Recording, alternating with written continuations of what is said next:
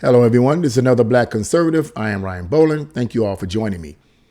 I'm pretty sure that most of you guys are aware of the situation that happened in Indiana, where the individual went inside the mall and began to shoot indiscriminately against innocent people. And I think about 2 or 3 people lost their lives. But fortunately, a gentleman who was legally armed stopped the predator, I like to call him, from causing more people to die. Now, that was a heroic act, to say the least. I mean, I'm so glad that we have people like this that are operating lawfully with their firearms. So he's being celebrated by the Indiana Police Department as a hero, and rightly so. Needless to say, the left are not really celebrating him, and I'm not going to even talk about that because that's to be expected. I expect them not to celebrate him, okay? But we're going to get into this article, a pretty short article. We're going to get into this, and I'm going to give you a deeper commentary on this as we go forward. So let's get into this. And the article starts off, 22-year-old Elisjsha Dickens is being praised for shooting and stopping Sunday's mass shooter in Indiana's Greenwood Park Mall. Breitbart News reported Dickens was able to carry his handgun because of Indiana's constitutional carry provision.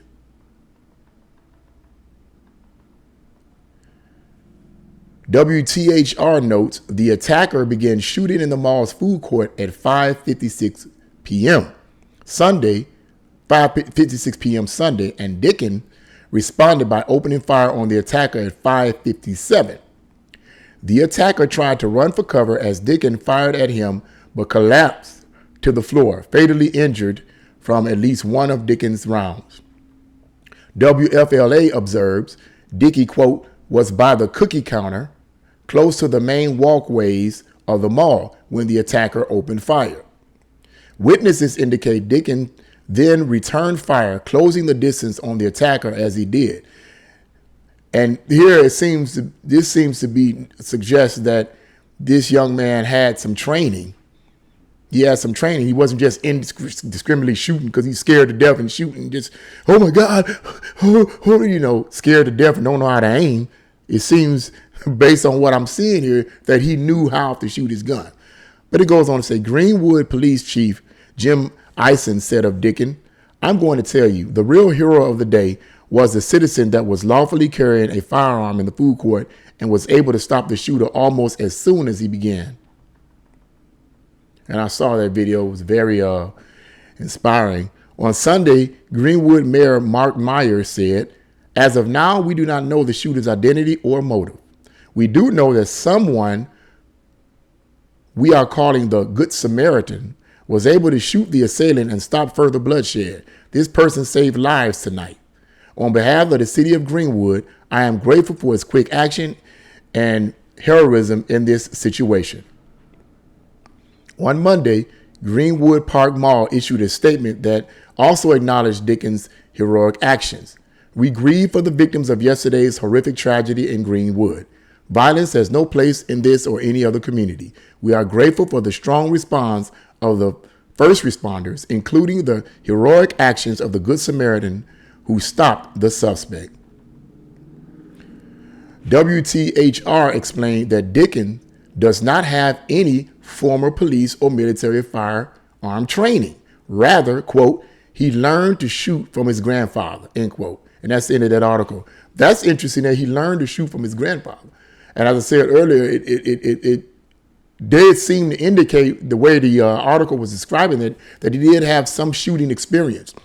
But what this shows too is that what the left always try to put out there is you shouldn't be only police officers in the military should have firearms because they're trained to have firearms. And so only they should have firearms. And that anyone else that has firearms, you have to go through all of this rigmarole. And then one particular article I was reading somewhere, and this is in reference to the state of Ohio, that basically said the argument had to do with whether or not school teachers should have firearms. should carry firearms. And the argument was, if they were to carry firearms, they would have to go through, get this now, at least 500 to 600 hours of firearm training. And I'm saying 500 to 600, is this some kind of a misprint or something? I'm like, that's a police academy. In other words, you might as well apply to a police academy. Basically what they're saying is apply for the police academy, because that's how many hours of training that I received when I went to the Tri-C Police Academy, was 600 hours of training. And then I had 60 hours. Our the shooting classes was like 60 hours. So basically they're saying, the left was saying, you need to go to the police academy in order for you to be legally carry up, in order for school teachers to legally carry firearms. That's silly.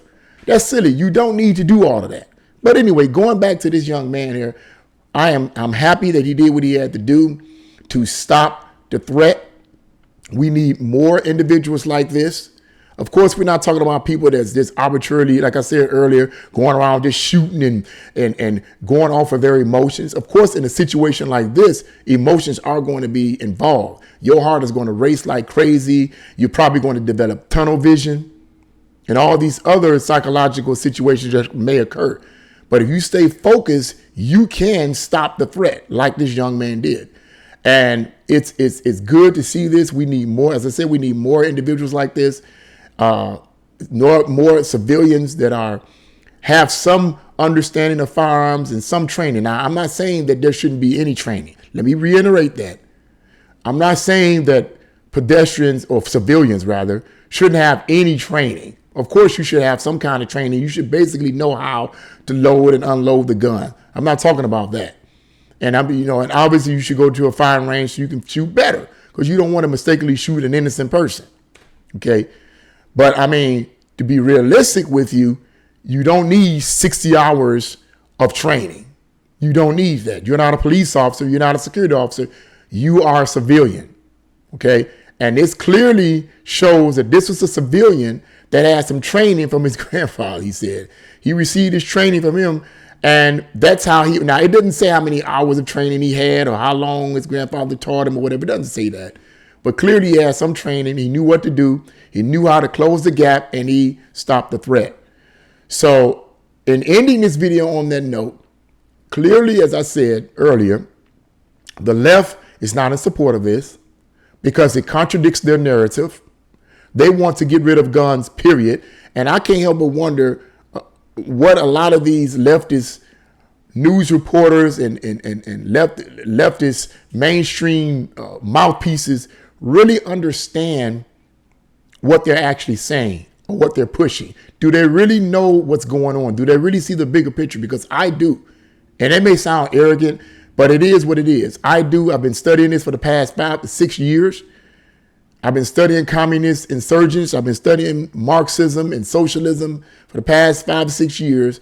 And I believe I know what's going on, and that there is an attempt to completely remove guns from law-abiding citizens, not from the thugs, not from the gang members. They are not going to do that. They will shoot and kill the police officers before they do that. It will be a war with the gangs before they let police officers and even the military come in and say, well, you need to give us your guns.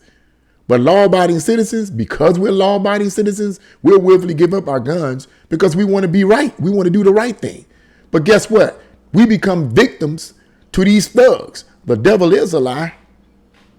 No. I'm not going to go no further than that because I don't want to sound overly radical. But you get the point. No. So I don't believe the left and these leftist mouthpieces really know what they're supporting. They have no idea what type of worldview they're supporting, but it is a dangerous worldview. But thank God for people like this, and we need to see more people like this saving the lives of innocent people. I believe 2 or 3 people did die. I said that earlier. 2 or 3 people did die. I think it was a husband and a wife. One particular news source stated a husband and a wife ended up dying in the ensuing fire. And that's unfortunate. My prayers go out to the families of these loved ones that lost their lives. My prayers go out to them. God give them strength and grace to be able to endure this situation. But this young man stopped what could have possibly been maybe over a dozen of more people's lives taken. I wonder what the left is going to say about all of this. But what do you guys think? Leave your comments in the comment section below. Like, share, and subscribe to this channel. God bless you all, and see you again on another Black Conservative.